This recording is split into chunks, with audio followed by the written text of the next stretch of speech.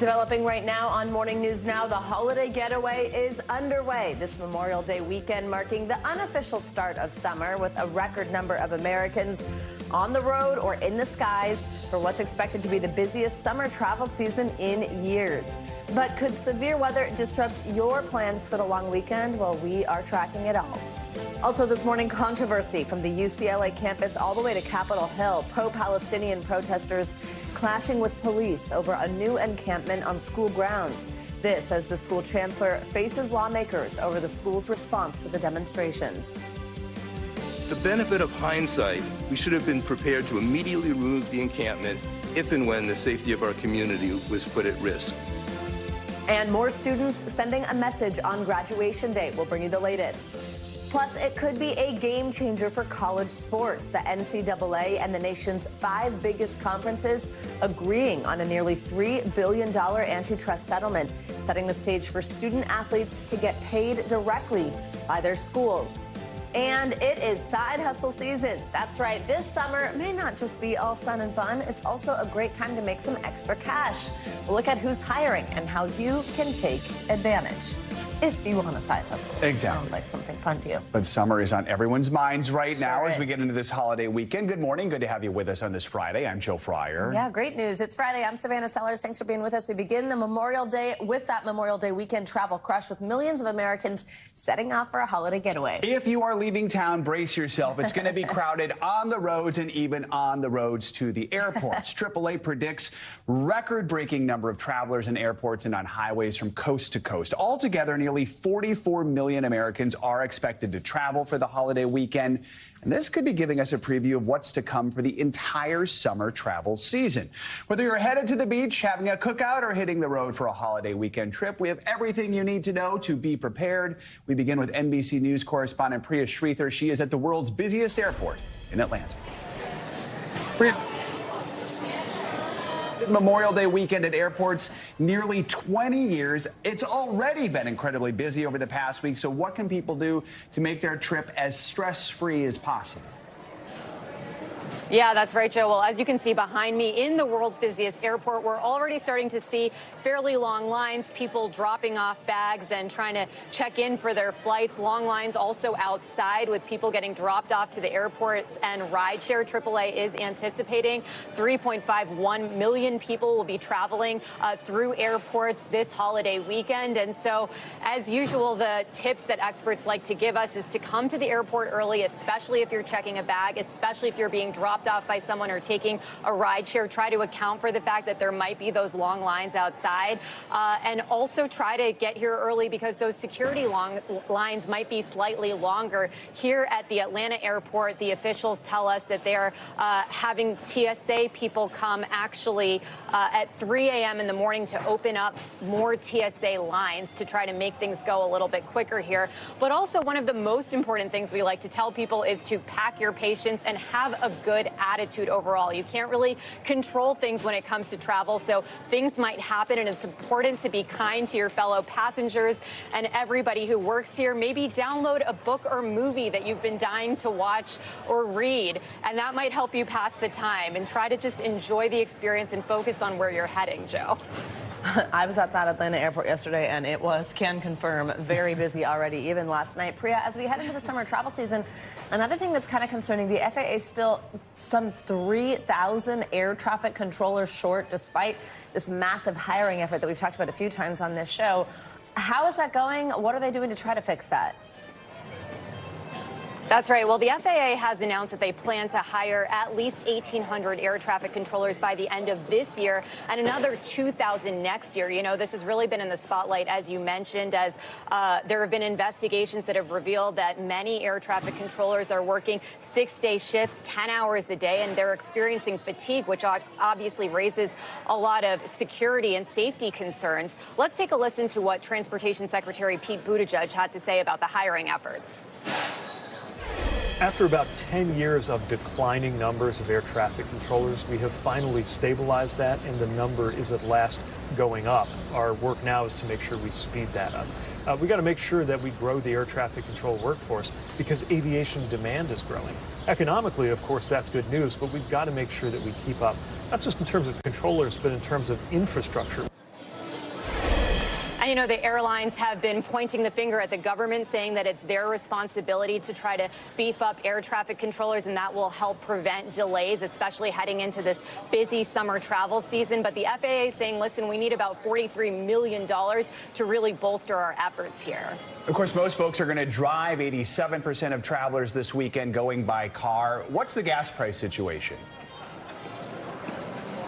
That's right. Well, the gas prices are actually fairly similar to where they were about a year ago at $3.61 a barrel. The Biden administration did announce this week that it was going to release 1 million barrels of gasoline from a Northeast reserve, trying to get those prices down even further. But it's unlikely going to make a huge impact on what we're seeing at least this weekend. But the gas prices have stayed fairly steady. They did rise a little bit in the spring, but they've stayed fairly steady over the last few weeks. So a lot of the drivers that we spoke to recently said that was one of the contributing factors as to why they chose to road trip this Memorial Day weekend. This is actually going to be a record-breaking Memorial Day weekend when it comes to people hitting the road. So if you are planning on doing that, experts say the best time to try to get on the road would be before 11 a.m. today. Try to avoid driving between noon and 7 p.m. So if you have to drive later, past 8 p.m., that might be a good idea. And try to avoid returning home in the afternoon and evening hours between 3 and 7 p.m.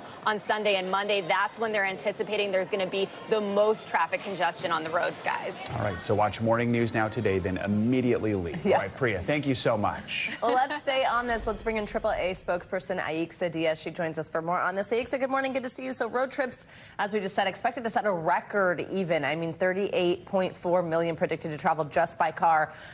Tell us, why is that, do you think, that there's this uptick in road travel versus air travel?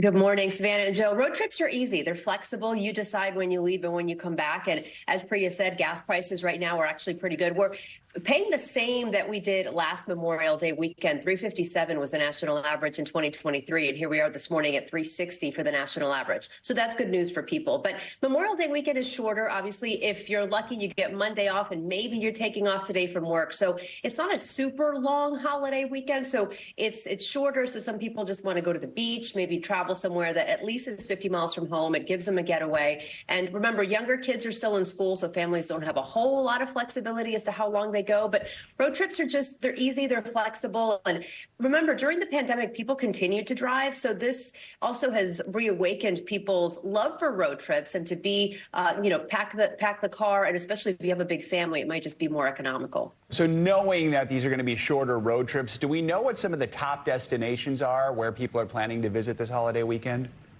Well, Florida's always big. So driving down to Florida, whether it's for the theme parks or the beaches, is always popular.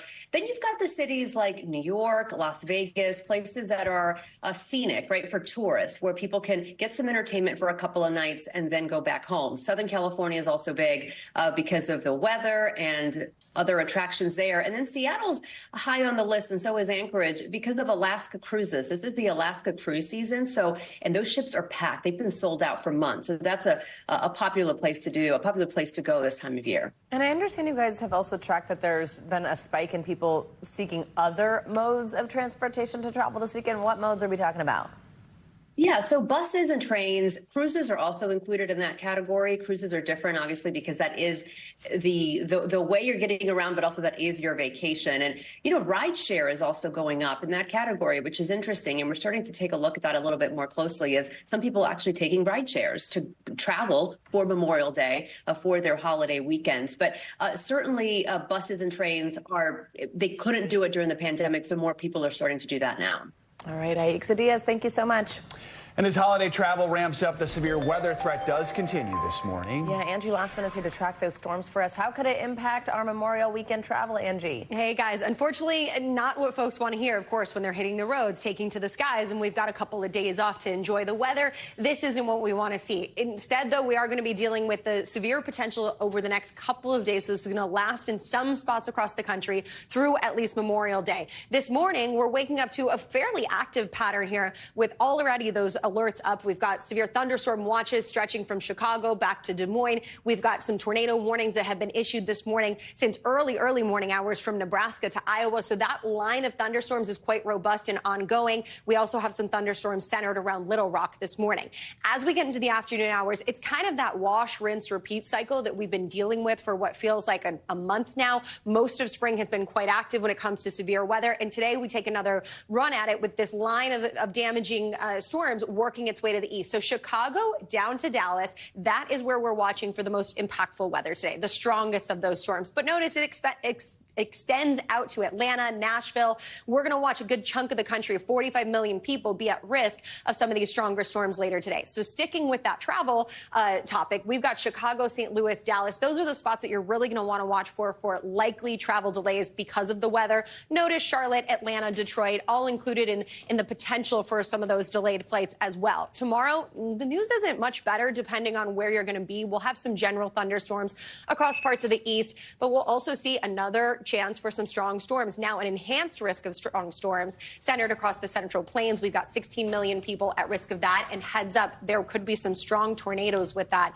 So we'll watch for that in the afternoon hours. It moves a little farther to the east as we get into your Sunday plans. The Midwest is where we'll be watching closely for outdoor plans to be difficult with those, you guessed it, same impacts, tornadoes, winds, hail, all going to be likely, guys. And then here's Memorial Day. Your forecast across the east looks a little rainy, stormy. The south, we got some sunshine, but it's going to be really hot and humid. We're talking triple-digit feels like temperatures. Not great to be outdoors. The best weather is out west. Yes. So Monday looks like book your travel. Yeah, exactly. Get to driving. Get out now. Exactly. Thank you, Angie. Happy Memorial Day. We turn now to protests on college campuses over the war in Gaza, erupting again yesterday. This was as university leaders were grilled on Capitol Hill over how they've handled these rising tensions.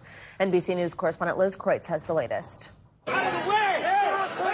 At UCLA, tensions again flaring up over the war in Gaza. Police clashing with pro-Palestinian protesters on campus after demonstrators erected a new encampment. Okay, another encampment has just popped up here at UCLA. You can see these protesters. They've barricaded themselves inside this plaza. There's a row of police here as they stand off with more protesters. That standoff happening the same day UCLA Chancellor Gene Block testified on Capitol Hill about his handling of the protests, seemingly unaware of the new protest forming. I should emphasize there is no encampment, and there have been no demonstrations that are problematic. Democratic Congresswoman Ilhan Omar grilling Block over the university's response to an attack by counter-protesters on the pro-Palestinian encampment. Are any of these people in jail?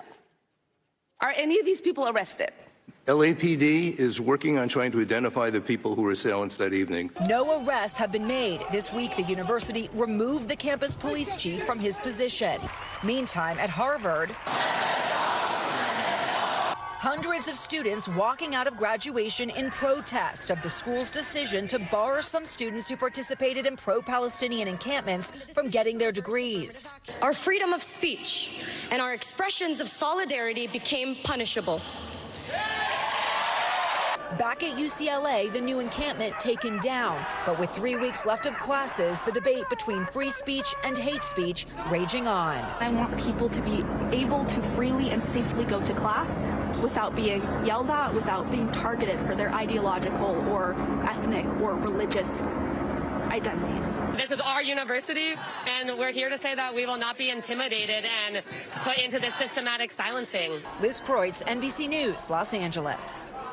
This morning, a seismic change could be coming to big-time college athletics. Student athletes could soon be paid to play for their schools. Yeah, the NCAA, the country's 5 most powerful collegiate athletic conferences. The 2 of them are signing off on a $2 billion plus settlement in a series of antitrust lawsuits. It would mark a major shift in college sports in which student athletes could eventually play for pay, not just those scholarships. Well, under the settlement, millions of dollars would be paid out to 14,000 former and current student athletes over the next decade. Those payouts could start as early as the fall. A federal judge overseeing the case still has to sign off on the agreement. Let's turn now to Louisville, where police have released multiple videos of the arrest of pro golfer Scottie Scheffler as he was attempting to drive into the country club hosting the PGA Championship. We're seeing this footage 1 week after Scheffler was charged with felony assault, accused of injuring a police officer during the incident.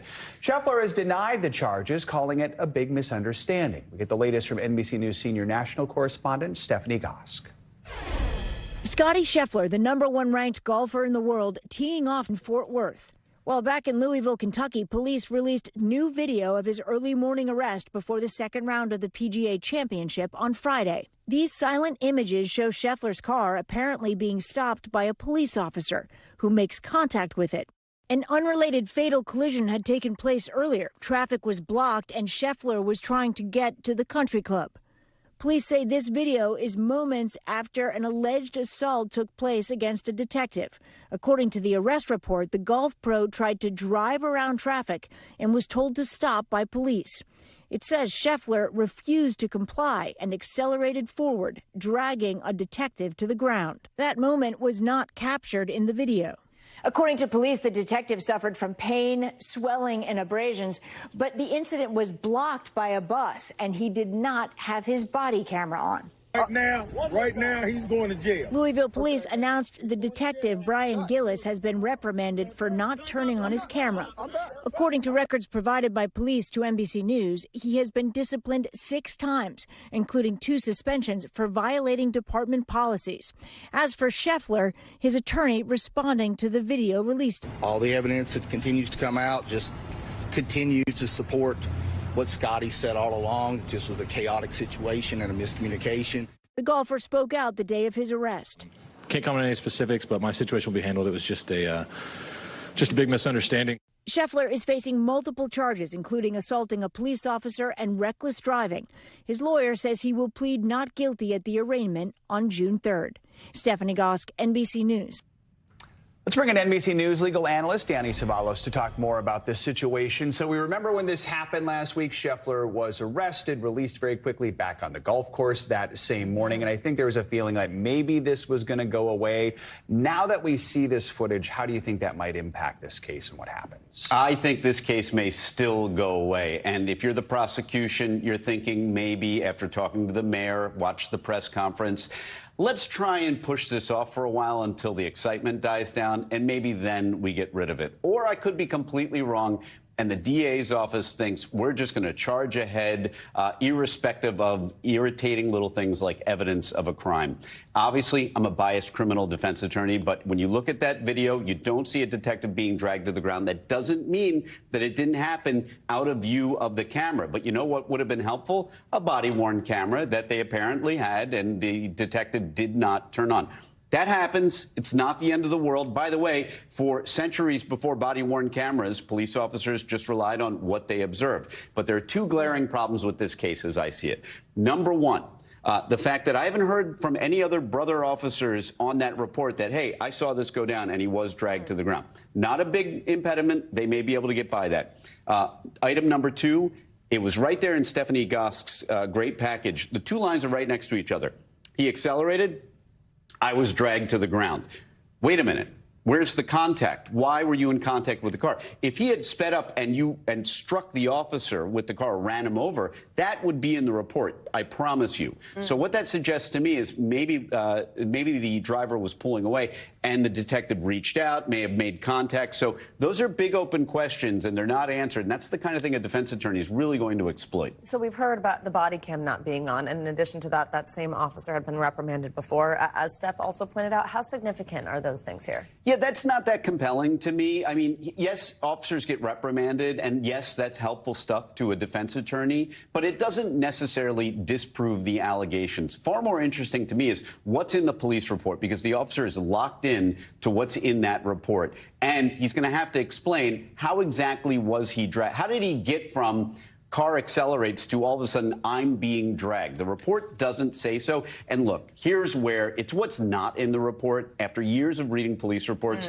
police officers are very good at writing reports that are favorable to their point of view. So you start looking for what's omitted. And there are some factual omissions in there that give me pause. And if they're giving me pause, believe me, his defense attorney, who I saw in action in the televised court hearing, this is a guy who knows what he's doing. I was very underwhelmed with the prosecution, who spent 15 minutes arguing over a continuance request for the arraignment, something that is given every day in thousands of courtrooms. That worries me that this is a prosecution that is looking to target this particular defendant because he's famous and because he came in and out on a private jet, which is something that they crowbarred in to the hearing, the prosecution did. So that gives me pause as well. I have to imagine the odds of this going to trial are pretty slim, or what do you think? The odds of all cases going to trial are generally slim. This one, and again, this is not a case that if I'm the DA's office that I would want to try, but who knows, when it's a famous person, maybe the calculus is different. All right, Danny Savalos, as always, thank you so much. That was a fascinating analysis. Thanks. Much more to come here on Morning News Now. Later this hour,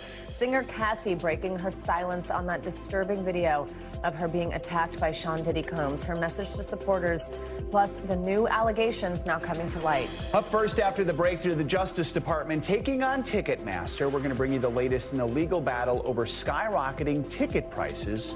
Stay with us.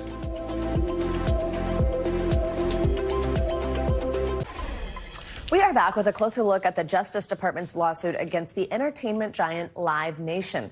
That lawsuit alleges the company monopolized the industry, resulting in higher ticket prices and fees for fans and fewer opportunities for artists. NBC News senior business correspondent Christine Romans has the latest. A legal battle ahead that could change the way millions of music fans see their favorite artists. The government suing concert giant Live Nation a year and a half after this. I'm not getting tickets. Welcome to the Eras Tour. The disastrous rollout of ticket sales for Taylor Swift's Eras Tour. I didn't get tickets to the Taylor Swift concert. At the time, musician Miranda Hardy shut out from Ticketmaster. Ticketmaster is the anti-hero. Finally getting a ticket from a friend. It's incredibly frustrating to not be able to have a choice on how you're buying your tickets. That lack of choice is why the Justice Department, 29 states, and the District of Columbia are suing to break up Live Nation. We allege that Live Nation controls the live entertainment industry in the United States because it is breaking the law. Live Nation and Ticketmaster merged in 2010 and today control 60% of concert promotions in the U.S., about 80% of primary ticketing at major venues, and a growing share of ticket resales. The government calls it an illegal monopoly, selling the tickets, controlling the venues, promoting the events, and managing the artists. Also highlighting what it calls the Ticketmaster tax. Ticketing fees, service fees, convenience fees, platinum fees, price master fees, per order fees. Live Nation's president pushing back today on CNBC. We fundamentally disagree with all of these allegations.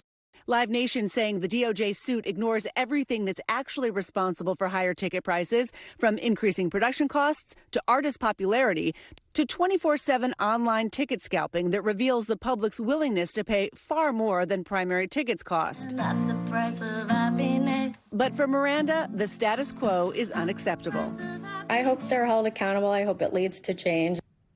Our thanks to Christine Romans for that report. Time now for international headlines, starting in Iran, where the late president has been laid to rest. NBC News foreign correspondent Claudio Labanga has that and other world news. Claudio, good morning. Savannah Jo, good morning. That's right. Thousands of mourners, including political leaders, packed the streets of Mashhad for the close of President Raisi's days-long funeral. He was laid to rest in one of the holiest sites of Shia Islam, the holy shrine of Imam Reza, after 3 days of ceremonies across Iran. Now, President Raisi died in a helicopter crash on Sunday, along with the country's foreign minister and 6 others. And let's travel over to Hanoi, the capital city of Vietnam, where state media says that more than a dozen people were killed in an apartment block fire. The flames broke out in the courtyard between 2 blocks and quickly engulfed a 5-story building. State media also says there were several explosions and screams for help. Vietnam's Ministry of Public Security said firefighters rescued 7 people. Authorities are still investigating the exact cause of the blaze. And finally, this last one is quite a stinker. One German company is giving the phrase potty mouth a whole new meaning. Reuse Brew makes their beer from wastewater. The sewage water, guys, goes through an intense multi-step purification process, well, that apparently makes the water even cleaner than the drinking laws actually required it to be. Then they turn it into beer. Some taste testers actually say it's delicious. Now, the beer isn't available for purchase yet, but the company says the experiment is a sustainable option to help combat climate change. It just might be the perfect go-to drink, guys, for a party pooper. Not an ad agency in the world that I think can make that one Exactly. It was a little weird. There was that video of somebody smelling it. Like right. Just making sure. All right. Claudio, thank you very much. All right. Coming up, Hunter Biden heading to court ahead of his federal trial on gun charges. When we return, we'll break down today's hearing, plus what's next for the president's son. Stay with us. This is Morning News Now. Welcome back. This morning in a Delaware courtroom, Hunter Biden and his legal team are expected to attend the final hearing before the start of his trial on federal gun charges. President Biden's son is accused of lying about his drug use in October 2018 on a form to buy a gun. Hunter Biden has pleaded not guilty, but also has acknowledged an addiction to crack cocaine during that period. NBC News Justice and Intelligence correspondent Ken Delanian joins us from Wilmington, Delaware on this. Ken, good morning. So walk us through what we can expect from today's hearing and how it sets up the trial. Good morning, Savannah and Joe. This is a typical pretrial hearing in advance of the June 3rd start date for this trial, and the parties are going to argue over some outstanding motions about what evidence they can call and what witnesses they can call. And for example, the government is seeking to get permission to cite excerpts from Hunter Biden's memoir, Beautiful Things, and from WhatsApp messages to drug dealers during the time he was using drugs. The defense is trying to exclude certain information, including any reference to the other criminal case, the tax case out in California against Hunter Biden, and any reference to the fact that he was discharged from the Navy after testing positive for cocaine use. It's unclear at this hour whether Hunter Biden will be at this hearing personally. If he is, it'll be a stark contrast from where he was last night at a state dinner at the White House for the Kenyan president, guys. So, Ken, NBC News also learning about the witnesses the prosecution is expected to call in this case. What more can you tell us about that? Yeah, Joe, at least 2 of them we know of, even though they're not identified in the filings.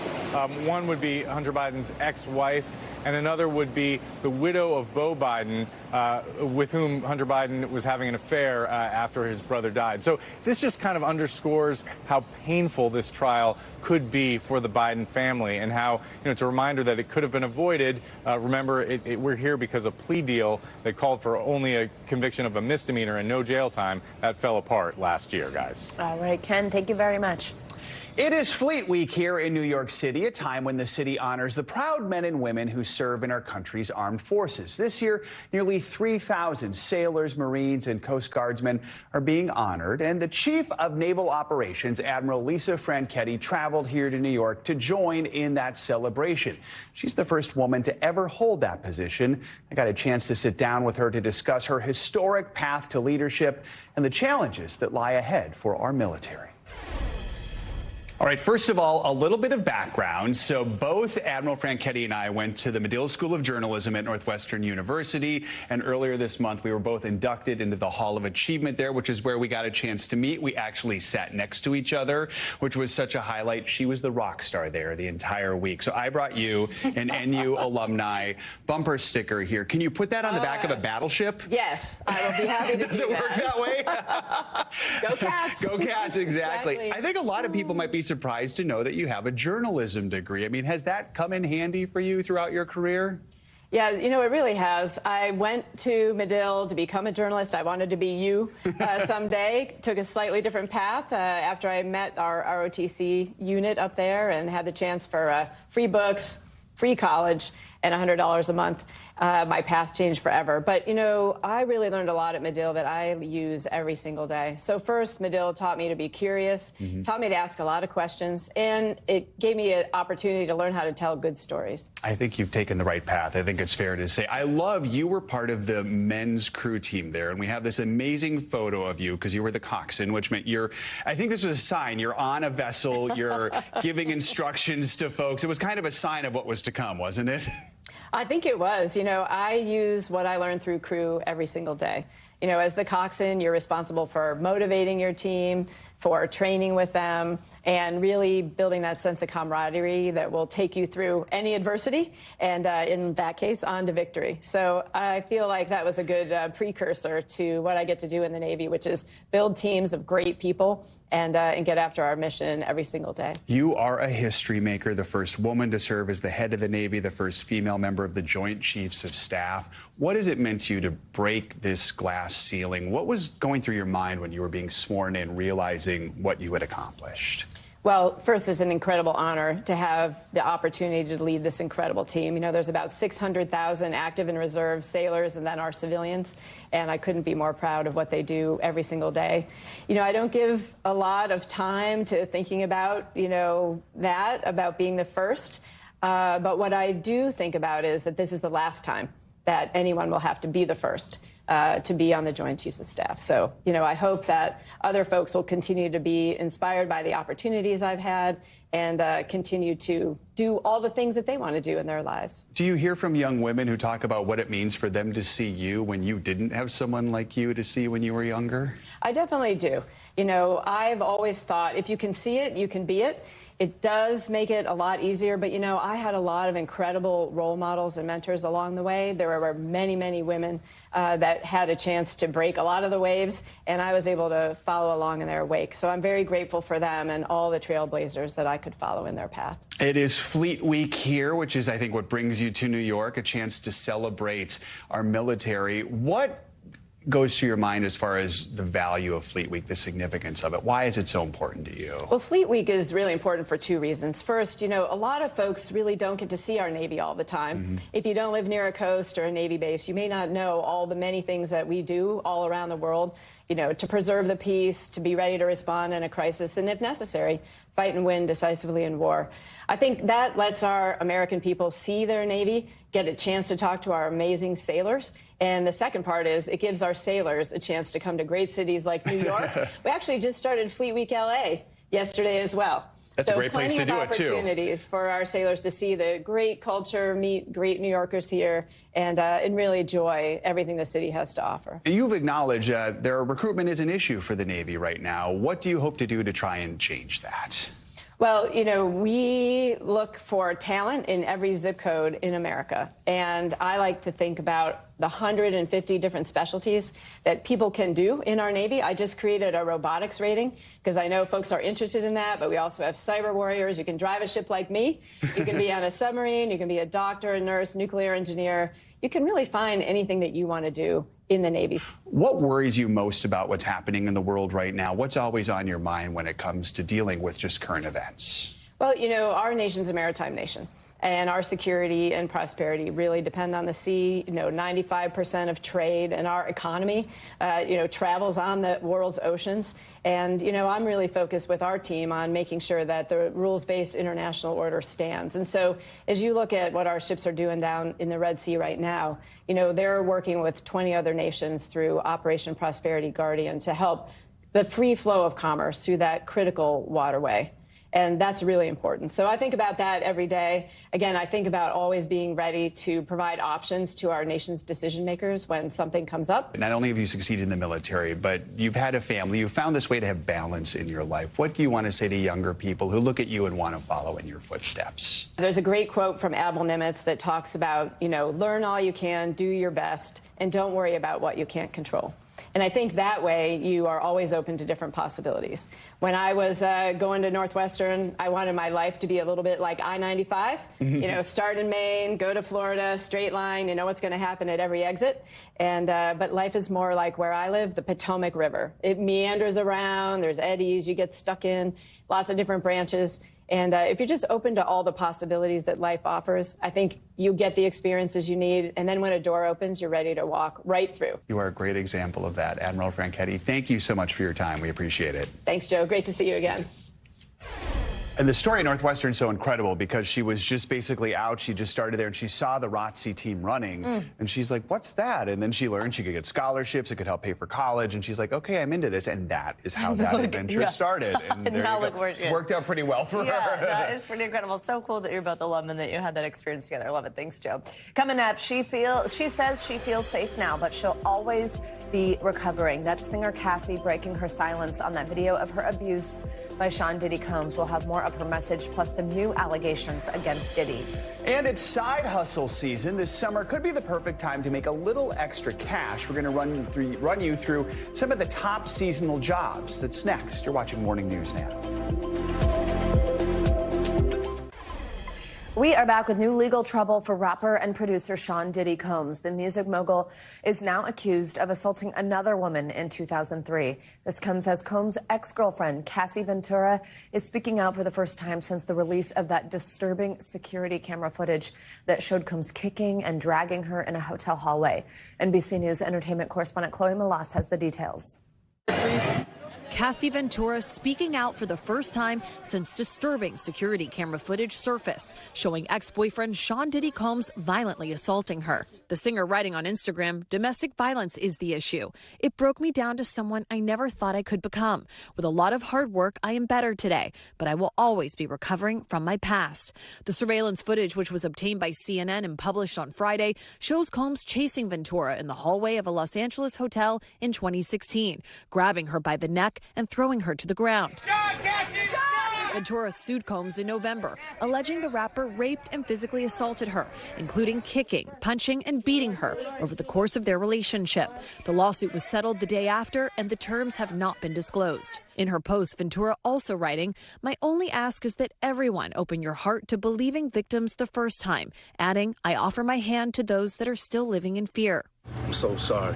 After the surveillance video surfaced, Diddy issuing this apology. It's so difficult to reflect on the darkest times in your life. Sometimes you got to do that.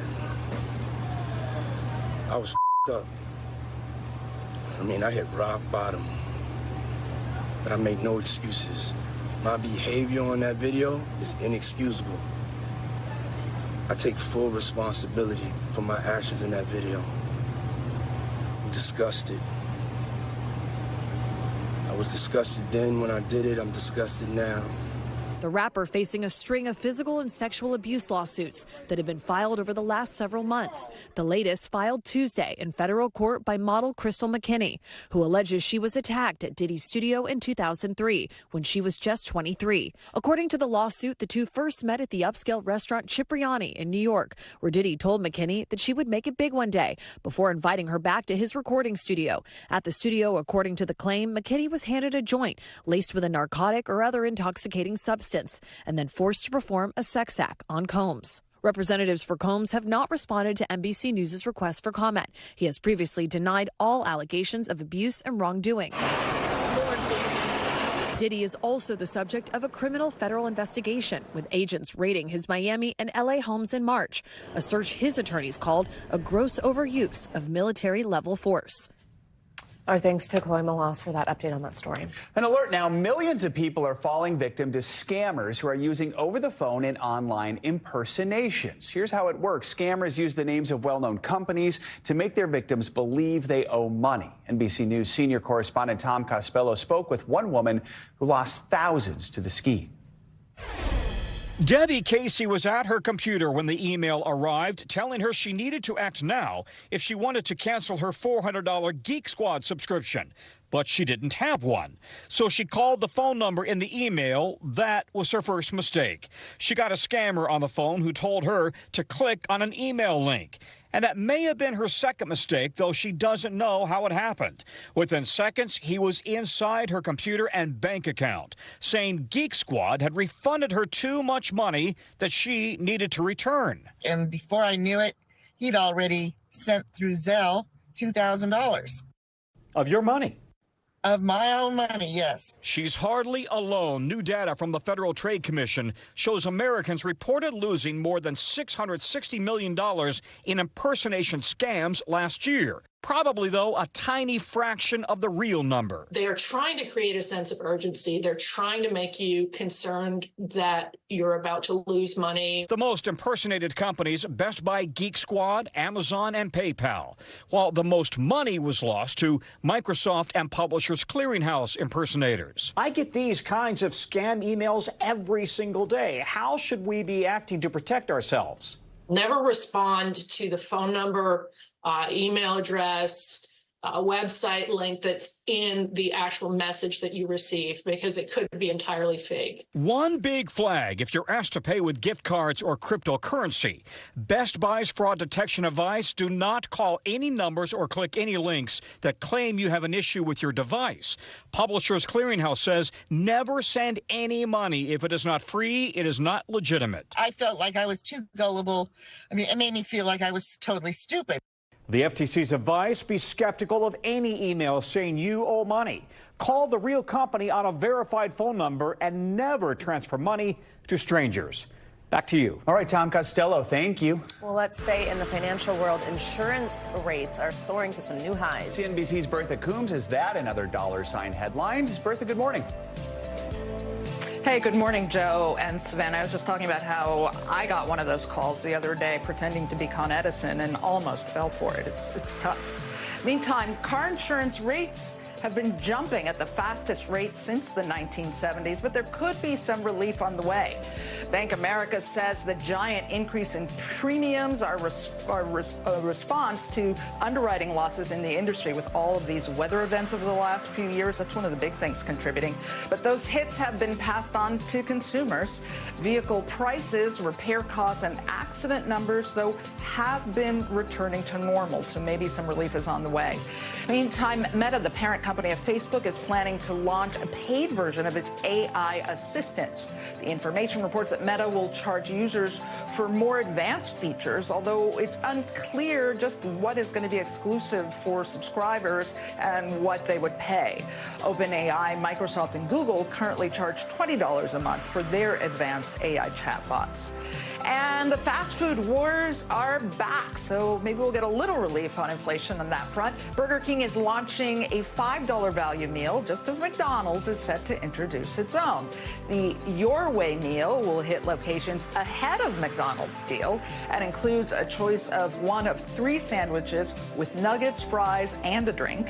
Burger King reportedly plans to run that promotion for several months, while McDonald's, right now anyway, is planning to offer the promotion just for about 1 month. Burger King is also testing 2 other value promotions for the second half of the year. You know, as people have been paying like $20 for a Big Mac or a Whopper meal, I think this is going to be a very welcome contest. Yes, I completely agree with that. And there you go. How it should be, by the way. Yeah. $5 for a burger, fries, and a drink. We'll see if they stick around longer than a few months, depending on how they the really sales should. go. All right. Yeah. Bertha, thank you. Good to see you. Well, tens of millions of Americans work on top of their regular jobs. And around this time of year, live events offer even more chances to earn some extra money. These summer side hustles can actually often pay more than you might think. Let's bring in Kira Caban for more tips on snagging the best paying work. She's the head of strategic communications at InstaWork. Kira, good to have you with us. So a Market Watch study shows 54% of Americans have taken on side gigs in the past 12 months. That is a majority. First of all, why? Why are we seeing so many people searching for this second stream of income? Well, when you look at essentials, right, a gallon of milk and eggs, those things always seem to be getting more expensive. And when you couple that with Memorial Day weekend is here, summer travel is upon us, summer travel for a family is very expensive. Again, that's not getting any cheaper. And so people all over the country are looking for ways to offset those increased costs, and a side hustle is the perfect way to do that. So what kinds of hourly pay jobs are on the market for those looking for a side gig? Do they usually require any experience or a set of skills, or can it be totally different than what you normally do? So there's a ton of opportunity, and then there's a lot of opportunity in different areas that people don't necessarily think of when they first think of a side hustle. The hospitality industry is hot right now, particularly going into summer season. And, you know, if you're a bartender and you have skills and experience in that, that is definitely a great way to make some extra money. If you had food service experience, think of all the sports stadiums across the country right now that are in season. Every one of those stadiums is going to be looking for skilled or experienced individuals to help man the concession stands, the retail locations, even food runners for the VIP service areas. All of those can make really great money and very quickly, so you can offset those increased costs. Costs. Yeah, I've been going to baseball games, a few this year, once in Chicago, once here in New York, and it's interesting. You think of all the people who are in every single aisle to make sure they're watching that on top of all the concessions. The need is so great. Summer also means, summer concert season is here. So how can people take advantage of some of those opportunities? What should they be looking for? This is a really fun summer to start working a side hustle for concert series. There have been a lot of big names that have just recently announced an outdoor summer series. And it's a great way to get in on the hype, get in on the action, and actually make money in the process versus having to pay those high ticket prices. And all of the same arenas, the stadiums, are going to be looking for those skilled individuals. So definitely use your technology, the apps on your phone, find work opportunities and leverage those lucrative opportunities and enjoy the summer. How fun. Make extra money and listen to some of your favorite artists. I like that. That's a good plan for I one think of these. Savannah's got a Taylor Swift concert side hustle in the works here. That was a thing. Some of the security guards did that because they couldn't get tickets. It's kind of funny. Kira, do you think this is something that we'll start to see more year-round rather than just at summer? At InstaWork, we see this all year round. Businesses have some seasonality. And so people are looking for work opportunities for the businesses who need them all year long. Summer is a great opportunity. Also think about the influx in demand around the holiday season. Retail locations are obviously going to be looking for help there, but there's always something going on, or businesses are always looking to meet customer demand, and they're going to need skilled people to do that. And so apps like InstaWork are a great way. Once you set up a profile, you can easily find opportunities tomorrow, a week from now, a month from now, whatever you need to meet your goals. I mean, in the wake of the pandemic, we were talking so much about how companies were looking for people to hire. Is that still the situation? Has it settled down a little bit? I think that's still the situation. It really depends on what the business is looking for. And at InstaWork, we try to bring the worker and the business together in a way that is beneficial for both of them. And so for us, it's wildly successful if we've brought them together and they end up hiring the worker for full time, because that means they've been brought together in a meaningful relationship and it's working all the way around.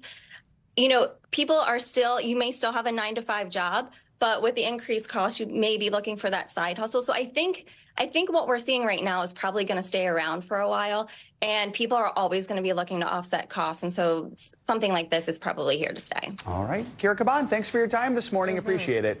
Coming up, heartbreaking and inspirational. A high school senior goes to graduation straight from his father's funeral. When we come back, his emotional speech. That's next on Morning News Now.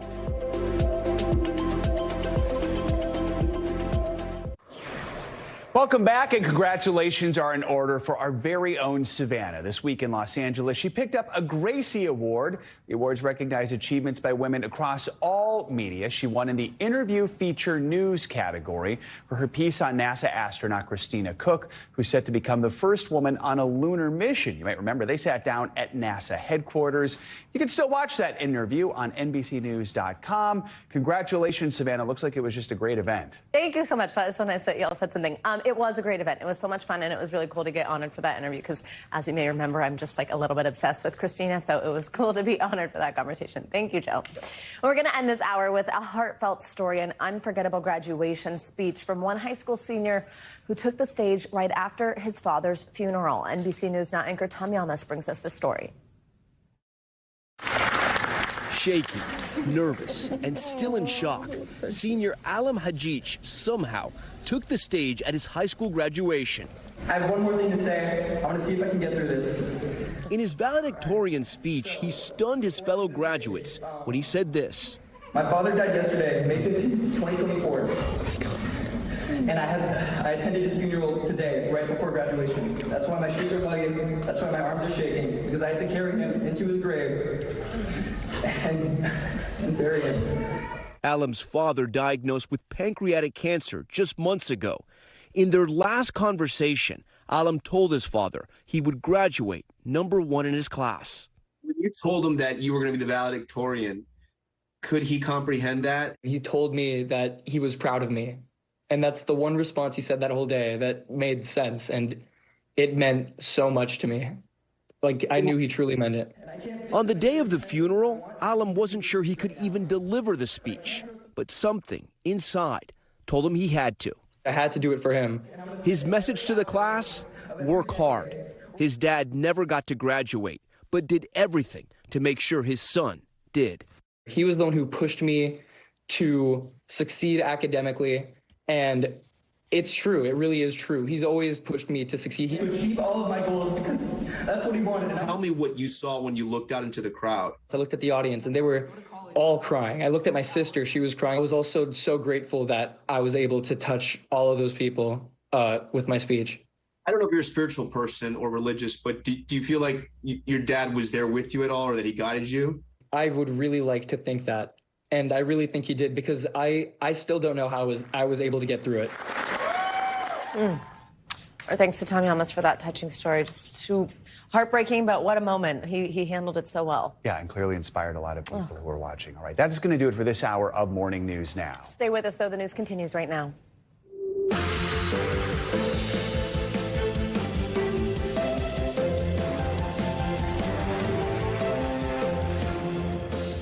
Good morning and happy Friday. I'm Savannah Sellers. I'm Joe Fryer. Right now on Morning News Now, the Memorial Day rush well underway. Tens of millions of Americans kicking off their vacations on this long weekend.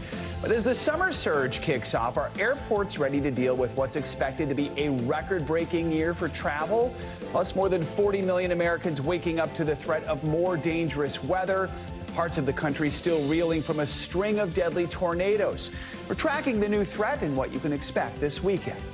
Also this morning, major change shaking the foundation of college sports. The NCAA signing off on a tentative multi-billion-dollar settlement that would pay college athletes. We're digging into the deal and what it means for both current and former student athletes. Get your popcorn ready. From Mad Max to Garfield, we are breaking down everything you can't miss heading into the long holiday weekend.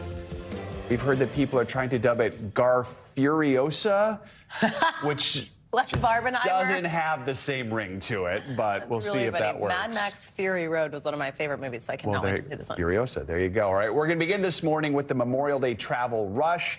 This holiday weekend kicks off what is expected to be a record-setting summer. Yeah, the air travel surge is now well underway, with TSA predicting yesterday and today to be some of their busiest days. And if you're planning on hitting the roads this weekend, you're not alone. Road trips are expected to set a record as well. Here's NBC News senior correspondent Tom Costello with more on what you need to know before your trip.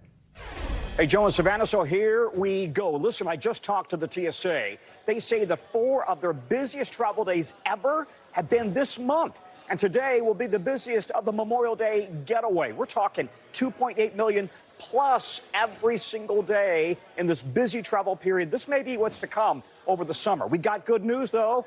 Airfares down 6% or so this summer. This morning, countdown to the summer breakout. Nearly 44 million of us heading out for the long weekend.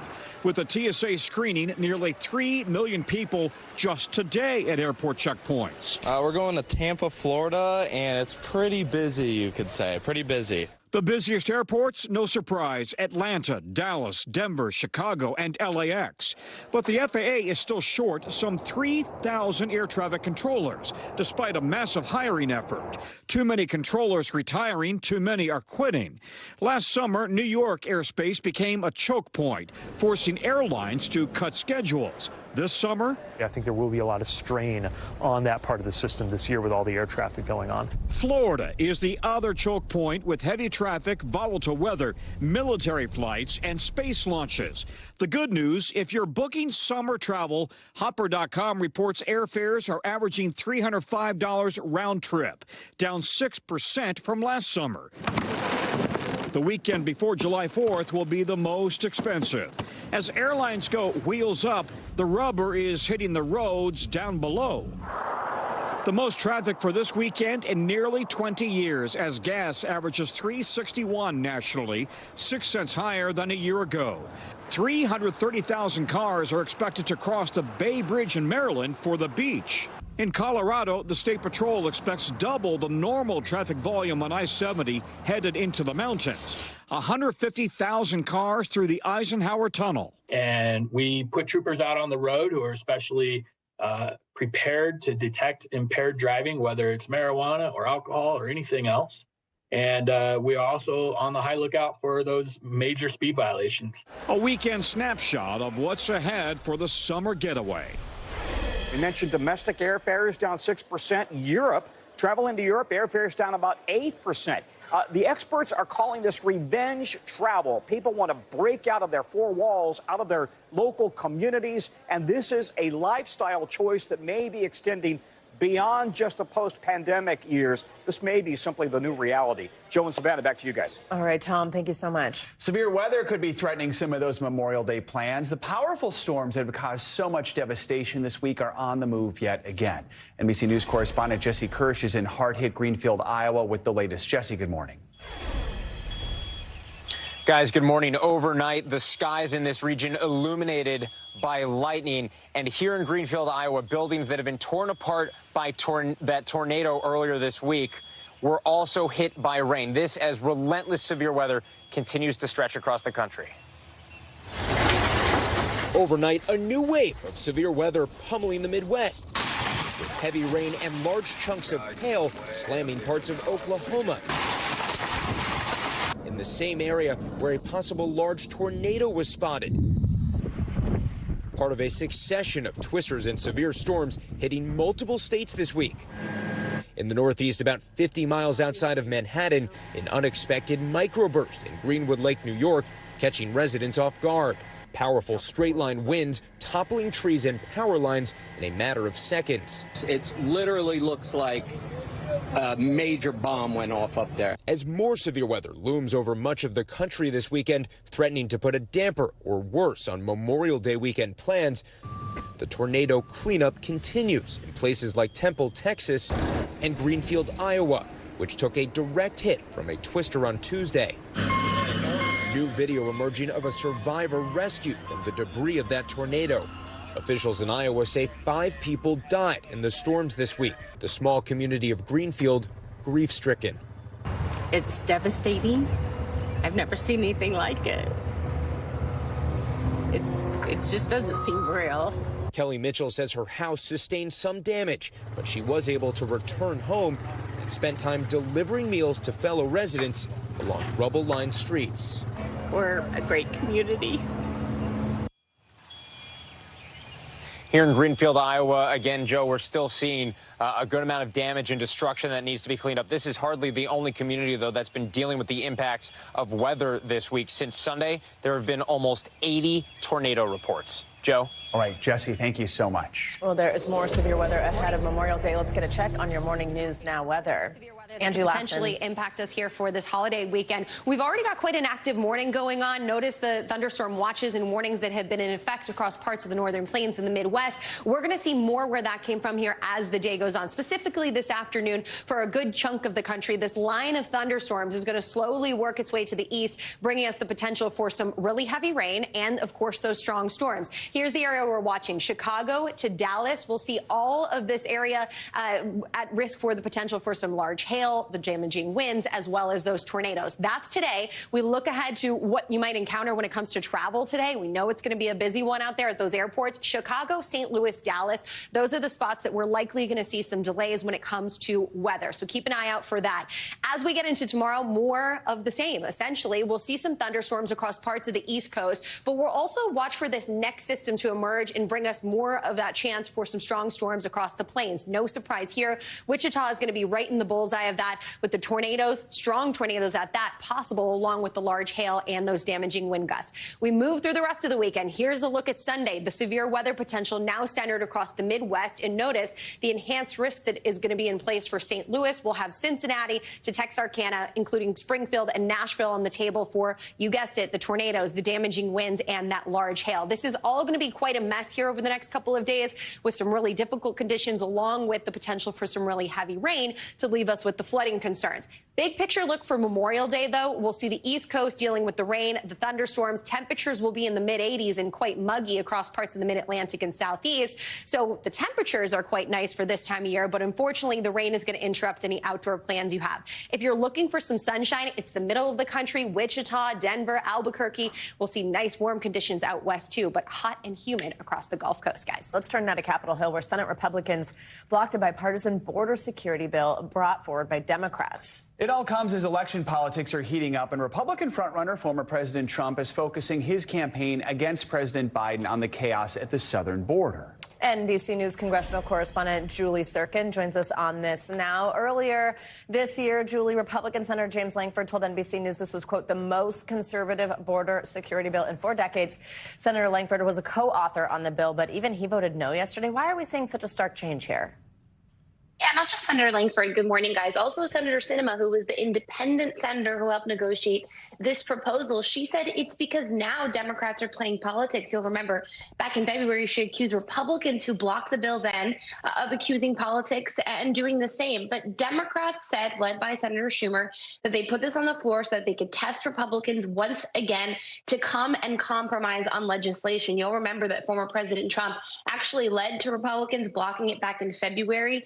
Senator Lankford, who wants this to succeed, said, like many of his colleagues, except for Lisa Murkowski, who supported this bill yesterday, that this is not the way to handle this. They need to get back to the drawing board, get back to the table, and try and see if they can pass any kind of legislation. But guys, in an election year, it's really unlikely. I mean, we know the political back and forth. This was doomed from the start. Senate Democrats brought it to the floor for a second time anyway. Republicans say this was a stunt. What are Democrats saying?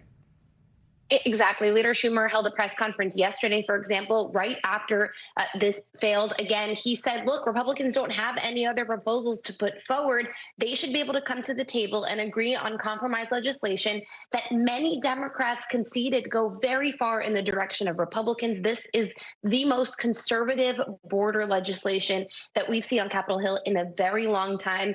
Here's a little bit more of what Leader Schumer said yesterday.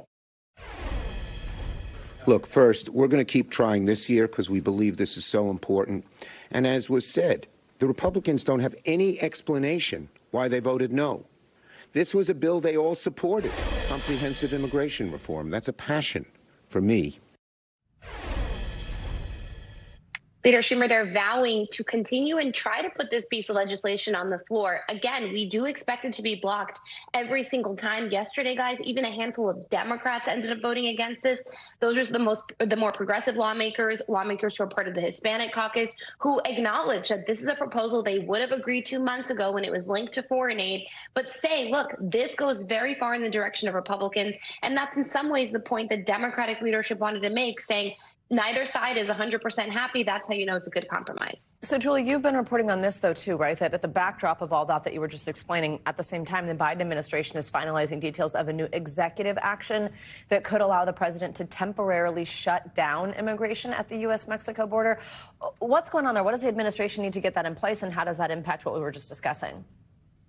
Yeah, we've been reporting all month that this was really the broad strategy among Democrats on both ends of Pennsylvania Avenue in the White House and the Democratic-controlled Senate to try again to go forward with the legislative avenue. And then if and when that messaging bill, by all accounts, is blocked by Republicans, that's when the administration will say, look, Democrats are acting. We're on offense. We want to solve this problem for you, especially when you look at the poll numbers. And certainly voters don't feel like President Biden is doing a good enough job to be loud about the border, especially with those record high occupy border crossings. So what we've reported yesterday is the administration is eyeing an executive action, a series of actions, the most important one being this authority that's existing in presidential law that gives the president the authority to tell Border Patrol agents to turn away certain groups of migrants when those border crossings between the ports of entry get much too high. This is something that has angered progressives and Hispanic lawmakers and advocates. Those are some of the very lawmakers that voted against the legislation yesterday. This is really the pinnacle of that bipartisan deal, but certainly this is not going to be easy. The administration needs Mexico's partnership in this. That's why they're eyeing this action for after the June 2nd Mexico presidential elections. And also it's something that everyone expects to be challenged in the court. So certainly everyone agrees that a legislative solution here is better than executive action, but Democrats want to continue to go on offense on this issue. All right, Julie Sirkin, thank you so much. College campuses are facing a new wave of protests nationwide over the war in Gaza. At Harvard, dozens of students staged a walkout during graduation. Well, in California, UCLA saw police break up a second encampment yesterday, just weeks after a violent counter-protest there. NBC News correspondent Morgan Chesky joins us now from the UCLA campus with more. Morgan, good morning. Yeah, Joe, good morning. And we watch as police cleared a second smaller encampment here at UCLA. And then students really came in hundreds pouring into Dodd Hall here where they plan to occupy for hours. And on the opposite side of the country, their own chancellor was under fire and facing tough questions, seemingly unaware of the protests at his own school. On the UCLA campus, tensions flaring yet again over the war in Gaza. Police clashing with pro-Palestinian protesters Thursday, moving quickly to clear a makeshift encampment, turning back hundreds of demonstrators. The occupation of the academic building only lasted hours, but followed another standoff in Washington, where UCLA's Chancellor Gene Block faced tough questions on Capitol Hill over the protests, seemingly unaware of what was happening at his own school. There is no encampment, and there have been no demonstrations that are problematic. The university later acknowledging Thursday's clash, saying there is reasonable cause to find that demonstrators' activities are disrupting campus operations. University leaders from Rutgers and Northwestern also faced criticism, mostly from Republican lawmakers, accusing them of being too soft on pro-Palestinian activists. You decided to negotiate a sweetheart deal with pro-Hamas students and professors who denied October 7th. Democratic Congresswoman Ilhan Omar singling out UCLA's chancellor over an attack by counter-protesters late last month on a pro-Palestinian encampment. Why did you not immediately send the police that were standing by? We tried. That incident now being investigated by the University of California. UCLA's police chief already removed from his position over the situation. The protest movement also impacting graduation ceremonies.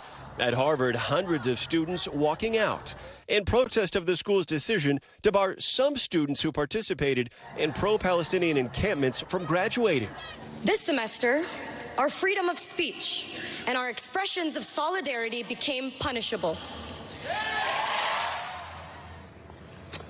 And we also learned from demonstrators yesterday that they're planning on joining their union colleagues from UC Santa Cruz and going on strike this upcoming Tuesday. They'll be joining hundreds of other employees at UC Davis. They say this all stems from the fact that the California schools violated their rights, their responsibilities as an employer by turning to law enforcement to quell these protests. Joe?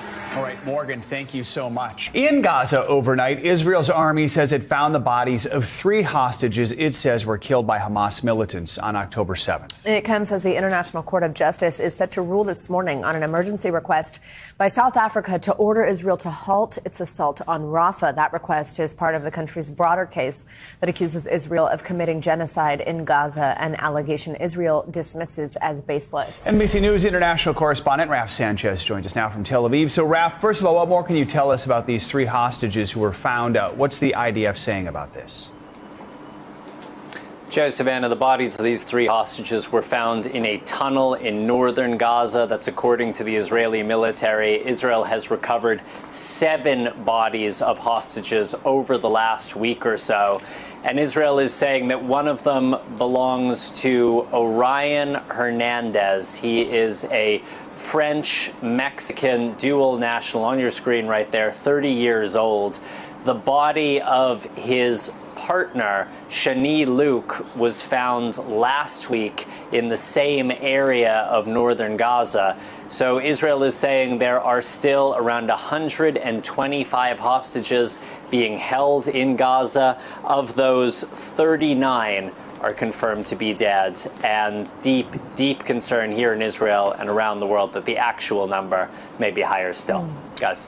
Rav, let's get to that International Court of Justice ruling that we're going to get this morning. This is whether to order Israel to halt its Rafah offensive. Walk us through what South Africa is arguing here, and would Israel face any real consequences if it defied the court?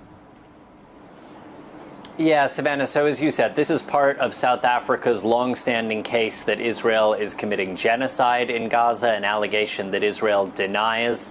The South Africans already got a set of what's called provisional measures, kind of interim rulings from the court a couple of weeks ago, where the court said that Israel must make sure genocide is not being committed, must do more to get humanitarian aid into Gaza. But since Israel launched that new offensive into the city of Rafah, where more than 1 million Palestinian civilians were sheltering, South Africans went back to the court looking for that offensive to be halted. And we are going to find out today what the court has to say about that. An Israeli official tells me they expect that the court will order Israel to at least halt the offensive in Rafah. They are saying they will study that ruling, but they do not plan to comply with a court order to end the war against Hamas altogether.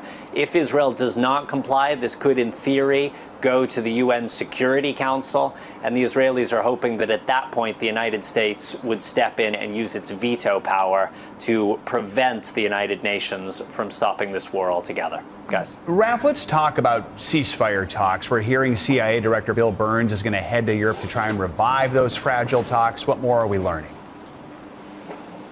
Yeah, so those talks could happen potentially as early as today between CIA Director Bill Burns, the head of the Israeli spy agency Mossad, and the Qatari Prime Minister, who's been one of the key mediators. And guys, unfortunately, we have seen this movie time and time before. The CIA director flying to somewhere in the Middle East, flying to Europe, trying to breathe new life into these stalled talks. We haven't seen a lot of success so far. Just a quick reminder, the last time there was a ceasefire deal, the last time hostages came out was the end of November last year. We are now 231 days since October 7th. Still no sign of a ceasefire and still no sign of those remaining hostages coming out. Guys. All right. Raph, thanks so much for that update. Appreciate it. We have a lot more to get to this morning, including new insight into that quadruple murder case at the University of Idaho, how the defense is now taking aim at investigators. First, a major development in that disastrous Ohio train derailment. We're breaking down the terms of a new legal settlement and why some say it does not go far enough. That's up next.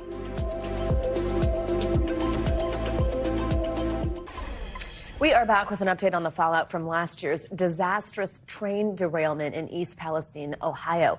Transport company Norfolk Southern has agreed to a $310 million settlement over the incident that includes a $15 million fine. Comes just 2 days after a federal judge approved a $600 million class action settlement for affected residents. The company agreed to reimburse the EPA, set up a health care fund to pay for 20 years of medical exams for residents, and to monitor the local water supply. But some residents say that is not enough. Since last year, the company reported more than $500 million in profit just in the fourth quarter. The railroad will not face any federal criminal charges. It's still resolving a federal lawsuit, filed by the state of Ohio. International news now, starting with a deadly landslide that swept through several remote villages in Papua New Guinea. NBC News foreign correspondent Claudia Lavanga is with us with that and other news. Claudia, good morning. Savannah, Joe, good morning. Well, that's right. Hundreds of people are feared to have died after a remote village in Papua New Guinea was buried by a massive landslide. Now, a resident of Khao Kalam, that's the name of the village, told Reuters by phone that more than 50 homes were buried by the landslide while people were still asleep inside, and that the death toll could be as high as 300. Social media posted by a villager shows people climbing over rocks, uprooted trees and piles of dirt searching for survivors. And let's go to China now, where the spokesperson for the Foreign Ministry, Wang Wenbin, said Taiwan belongs to China and the U.S. is in no position to make irresponsible remarks.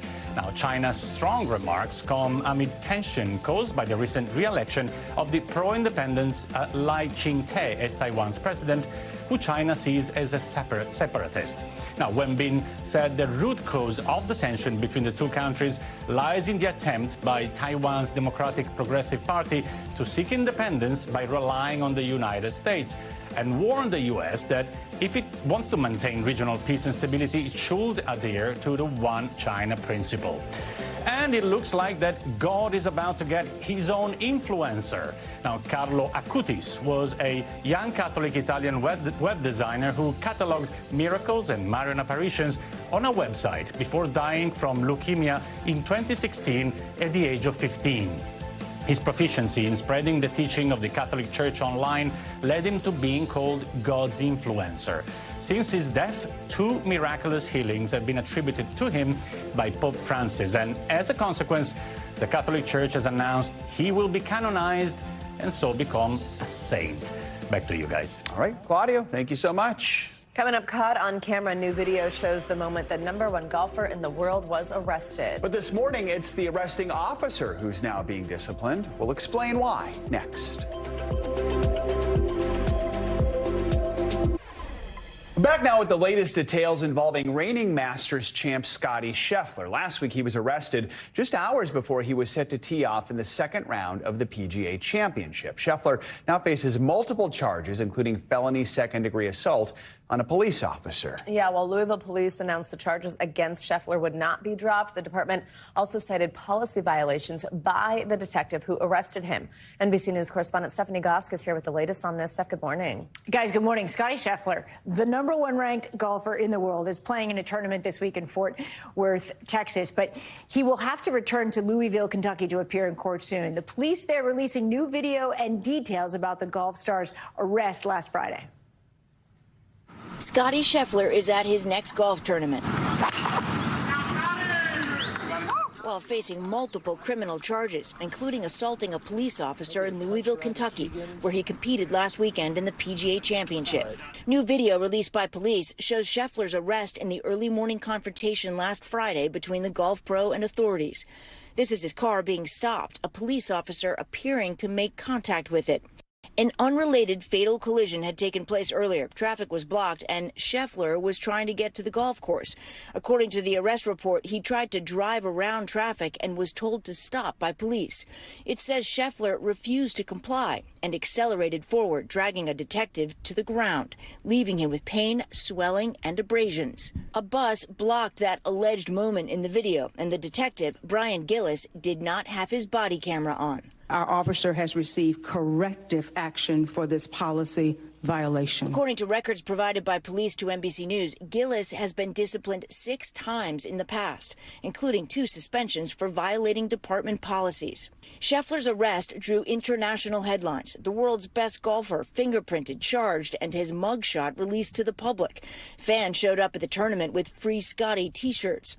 The day of the arrest, after playing his round, Scheffler spoke to the media. Can't comment on any specifics, but my situation will be handled. It was just a big misunderstanding. Later describing the early morning scene as rainy and chaotic, adding he never intended to disregard any of the instructions. His attorney responded to the new release of video on Thursday.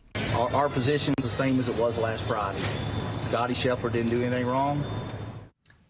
Scheffler's arraignment is scheduled for June 3rd. He faces 4 charges, including second-degree felony assault of a police officer, which carries a sentence of 5 to 10 years in prison. His lawyer says he will plead not guilty. NBC News reached out to the police union that would represent this detective. We've not heard back from them. All right, Stephanie, thank you so You're much. welcome. Thank you so much. Well, let's turn now to the University of Idaho quadruple murder case. A pretrial hearing for the suspect, Brian Koberger, gave us some clues as to how his defense might try to poke holes in the evidence. NBC News senior legal correspondent Laura Jarrett has those details. Hey there, a surprise witness took the stand in court late Thursday, and the defense team didn't hold back from grilling him as Bryan Kohberger's lawyers try to build up a stronger alibi, and the victims' families are still left waiting for a trial date. This morning, new signs of the defense team on offense as Bryan Kohberger's lawyers appear on the hunt for ways to avoid trial, now trying to discredit the investigative tactics police used to zero in on him. Detective Nari. A Moscow police detective who helped prepare the analysis of Kohberger's cell phone data, facing tough questions. But you didn't save your work. You did not create a session log. Investigators created a map of Kohberger's alleged activities before and after the killings of 4 college students, Madison Mogen, Kaylee Gonsalves, Xana Kernodle, and Ethan Chapin, stabbed to death in their off-campus home near the University of Idaho in 2022. Kohberger's defense has tried to argue he wasn't near the house when the murders happened and was out driving around that night. His attorney trying to poke holes in how investigators failed to preserve video of the main roads around Moscow. What did you learn? That you not regain those. An attorney for the family of Kaylee Gonsalves called the defense team's strategy a ruse. They just try to attack the process rather than having any evidence of them at all. You know, look over there, look over there. Don't look at the evidence. Authorities say cell phone records show Kohberger's phone leaving his apartment in Pullman, Washington, and traveling south in the early morning hours of November 13th. One possible hole in the case, his phone apparently turned off for at least 2 hours, the exact period of time authorities believe the murders took place. Authorities also pointing to surveillance video allegedly showing a white Hyundai matching Kohberger's vehicle casing the victim's house on the night of the killings. Meanwhile, Gonsalves family attorney Shannon Gray says the litany of pretrial hearings is incredibly difficult. Families need something to look forward to. They need something to happen in the cases rather than just hearing motions all day long, every day of every month. Next week, we're going to hear from more witnesses as the defense tries to compel more discovery. But the Gonsalves family says they're looking forward to hearing when they are going to decide a change of venue. The defense is looking to move the trial out of the county where the murders took place. That date is set for June 27th. And after that, of course, the biggest decision when this trial takes place. Back to you. Laura Jarrett, thank you so much. The death of George Floyd in 2020 sparked global outrage, with millions across the world taking to the streets to protest and demand change. 4 years on, many of the measures designed to reform policing have faced delays or been reversed. NBC News Washington correspondent Yamichelle Sindor met with Floyd's brother to talk about how the family is not giving up their fight for change. 4 years ago, across the country, protests erupted after millions watched video showing the murder of George Floyd. In the aftermath, widespread calls for a national reckoning on racism and police violence. For Floyd's brother, Philonis, the outcry for justice was touching. So many people, they felt the same pain all across the world. But since then, some of those efforts for change, including the federal George Floyd Justice and Policing Act, have stalled or been reversed. What is making you emotional as you think of this? It's different. It's really like you don't have the understanding of how you can sit there and witness that somebody murdered your brother, and 4 years later, it still hasn't been any change. Like, what is it going to take? In recent years, many red states and some blue states and D.C. passed tough on crime policies. When it comes to the new measures, critics say Florida is ground zero. We want to have Florida be a law and order state. We don't want abusive law and order, but we want more law and order. Since 2020, Republican Governor Ron DeSantis has signed several bills into law.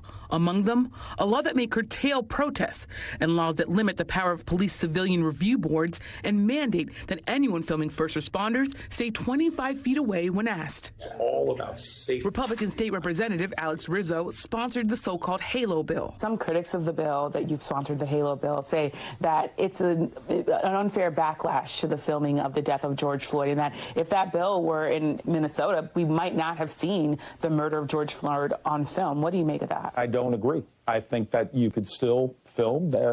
That incident probably still would have been filmed. So what this does is allow for a safe space for the first responder to go ahead and perform their duty. The debate flared up in March when Miami police shot Donald Armstrong after his mother called to get him help during a mental health crisis. Police say Armstrong was waving a sharp object. His lawyer says he was holding a small conductor baton. Armstrong is now paralyzed and in jail. Armstrong's attorney plans to file a civil suit against the city, but says he wants to resolve the misdemeanor probation violation charge quickly so Armstrong can get help. Preston Baldwin, who lived a block away from Armstrong, filmed the shooting on his cell phone from roughly 100 feet away. It's heavy because it's like, dude, that really could be me. Like, I could be this guy. It could be you. It could be your friend, your cousin. For Philonis Floyd and his wife, Keita, it was their family. It seems like now everybody's just trying to sweep it under the rug. Oh, they're not as angry as they used to be, but we are.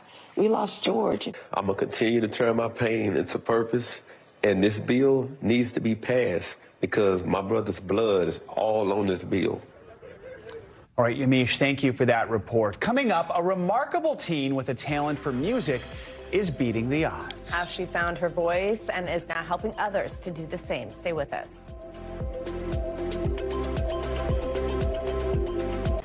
We are back now with the story of a remarkable teen who is beating back barriers to pursue her love of music. At just 19 years old, Holly Connor has already had a remarkable career, and now she's paying it forward by using her exceptional talent to inspire others. NBC News Now anchor Kate Snow has her story.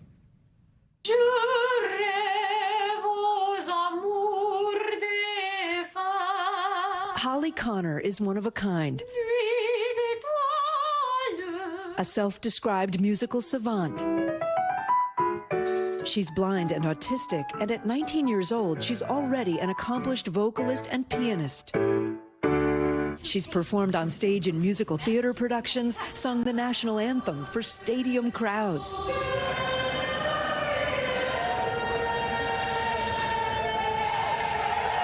And last year started college at Webster University in Missouri. Feel like happiness is what comes out when I play and perform. Music always calms me down. Her parents, Katie and Titus Sears, knew pretty early on that Holly had a special talent, especially after she started practicing piano at 6 months old with her feet. She just kind of started playing, and then from there it took off. It's just part of her persona. That's where she's certainly the most comfortable. Music is really it's really the breath of life for her. When I was 11, I played Glinda of The Wizard of Oz. And that's when I really, really started to love performing. This is how I learn music. To play the piano, Holly reads Braille music with one hand while playing with the other. She can also hear a song once and play it. Greg Heaney, who runs an inclusive music studio, says she has perfect pitch. What note is this? That was an A flat. How about? That was a D flat. That was an E flat. That was a G. That was an A flat. Very good. Her parents are grateful for so many people who helped Holly along the way. Getting her to where she is, so much of it is just the support of all the people around. That is where I do cry a lot. And now Holly is paying it forward. She's my co-pilot, yeah. Working with Greg, she supports other musicians who have disabilities or are neurodivergent. Music is the universal language, right? Yeah. Yeah. So it's a way to explore different, what it means to be human. Right. Holly's story, I think it provides people hope. When they see what people are capable of, given limitations, it's good for the human spirit to see that. To me, it feels like a relief. I was scared the world wouldn't accept her. I wasn't sure who she would become in life. I wasn't sure if she'd have friends. I wasn't sure if she'd be able to go to college. So to me, it's a relief that she has found a passion, and I'm excited to see where it goes from here. And I'm excited to see her future. Holly hopes music will inspire her class as much as it's inspired her. It's important to me to show what other people can eventually do. Help them have fun. Help them enjoy the love of music.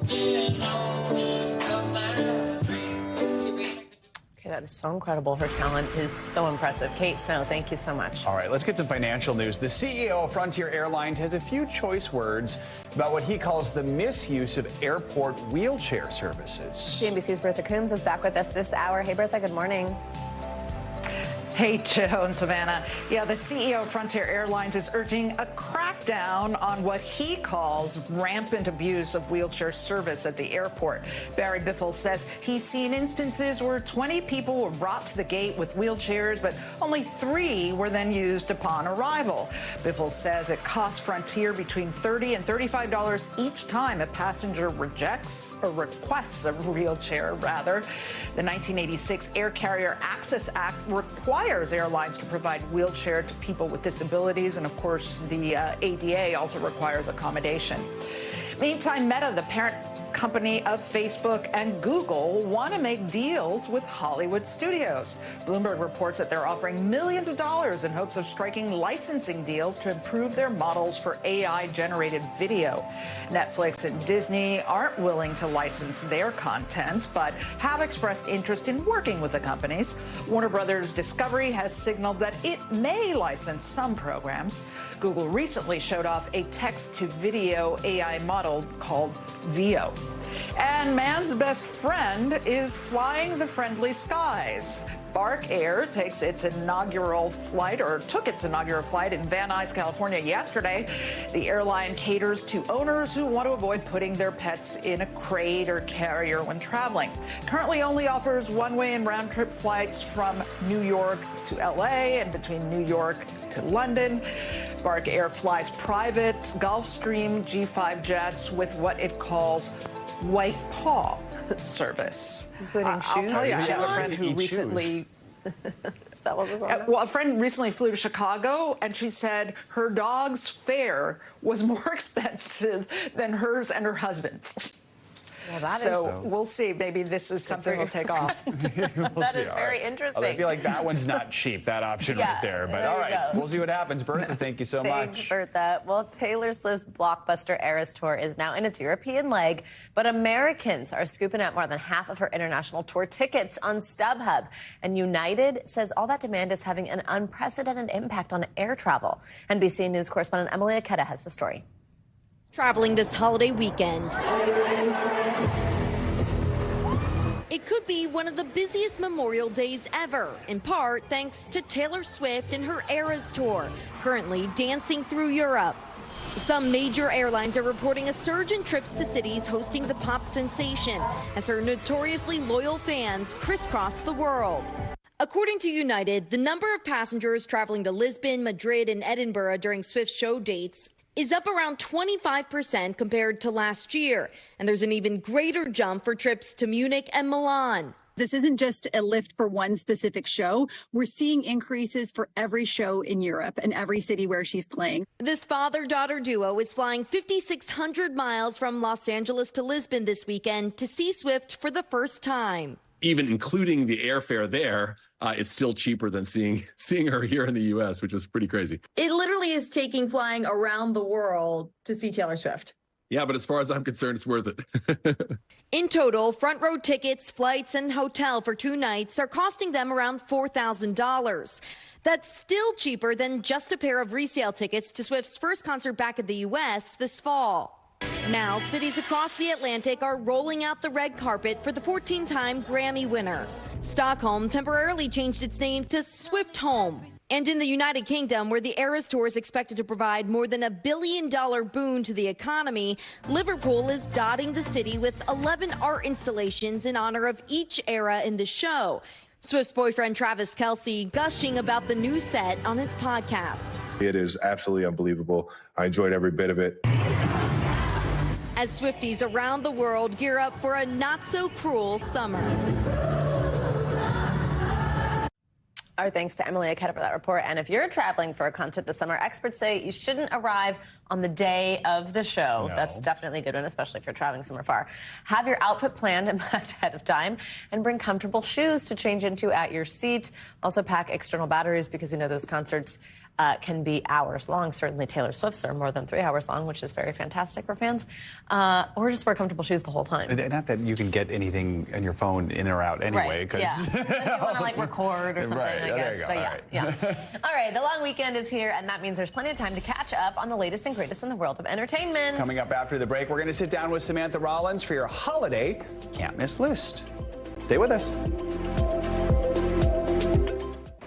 We are back, and before we get to our can't miss list, let's talk about what we couldn't miss last year, because Netflix just came out with its list of most watched titles for the second half of 2023. The top film was Leave the World Behind, something I actually still need to watch, with a whopping 121 million views. That makes it the streamer's 5th most popular movie of all time. As for TV shows, One Piece, the live-action adaptation of the popular anime, led the pack with more than 71 million views. Some other honorable mentions: Adam Sandler's Leo was the top animation, and Nowhere was the most popular non-English film. Have you seen? Watched nothing. None of those did I see. Well, hey, we can add them for our can't miss list for the weekend. All right, finally, let's talk about what you should watch this weekend with your can't miss list. Yeah, all the movies, music, shows, everything you got to listen to, watch this holiday weekend. For the can't miss list weekend, let's bring in Samantha Rollins. She is deputy editor of entertainment for Business Insider. Good to have you with us. So we're looking at the blockbusters, and we already got one this weekend. Get your hair clippers out. It's Furiosa, which is part of the Mad Max I'm series. so excited about this. What should we know about this one? Yes, I'm so excited for this one. It's really hotly anticipated. It's been almost a decade since Mad Max Fury Road. One of my favorite movies. Yes, same. So this is a prequel to that. It stars Anya Taylor-Joy, who is playing Furiosa, which was Charlize Theron's character in the first one. And of course, there definitely is some plot here, but you don't really need to worry about it too much, because the big thing is some stunning action sequences, lots of stunts, and Anya Taylor-Joy is just doing really incredible work with not that much dialogue. She said something like she had only 30 lines of dialogue in the whole film. Oh, my goodness. She spent like 2 months without speaking on the set, and she had to do a lot of just communicating with her eyes and through stunts. There's lots of dramatic stares. It's so incredible when you hear like actors do something like that, like then just not talk. So you know, it's like, wow, commitment.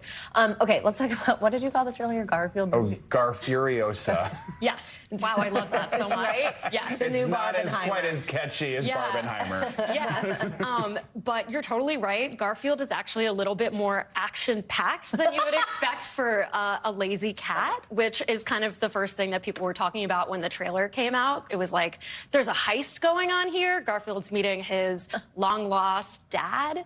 So there's not a lot of sitting at home eating lasagna, which I'm bummed about. But I think kids will be happy with that. And Chris Pratt is Garfield? Yes. I did not realize that. Yes, he's voicing Garfield. He's everyone. Samuel L. Jackson. Yeah, Samuel L. Jackson is also in it, and Snoop Dogg is playing a cat. So. Okay. Well, there you go. Wow, that sounds really good, actually. What a lineup. All right, let's do a more serious turn. We've got Sight. It tells the true story of a Chinese eye surgeon who comes to America. What more should we know about this? This one is definitely the sort of inspirational tearjerker if you're looking for something like that this weekend.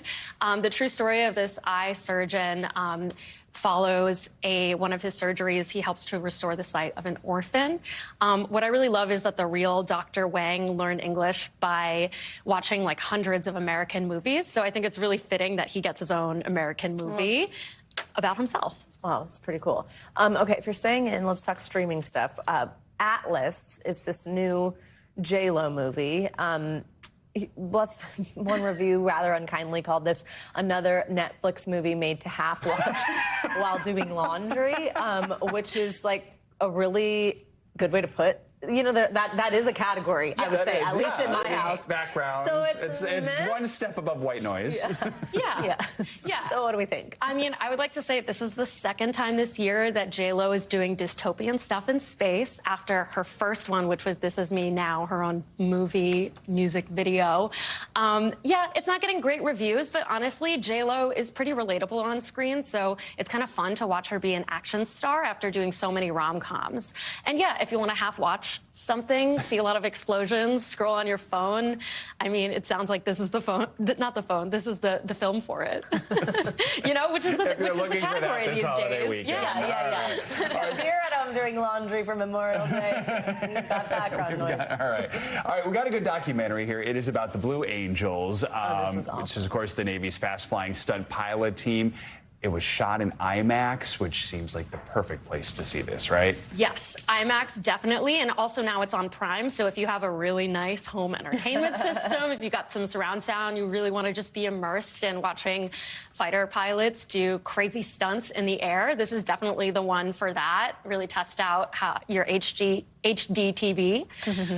It's also just really educational and interesting to see all the mental and physical training that these pilots do to do some death-defying stunts. It is unreal what I flew with the Thunderbirds, which is the Air Force part of that. It is an experience of literally an experience of a lifetime. They only let you do it once. But I mean, what they do and how they maneuver those things under the physical, what's happening to them and pulling the G's, unreal. So. My husband is obsessed with Sonos, so we do have all those speakers everywhere. So I'm like, that would be a good one to watch. Oh, yeah. Or to do laundry.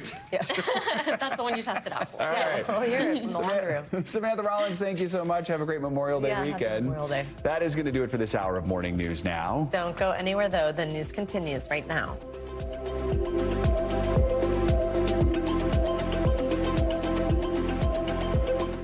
Thanks for watching. Stay updated about breaking news and top stories on the NBC News app or follow us on social media.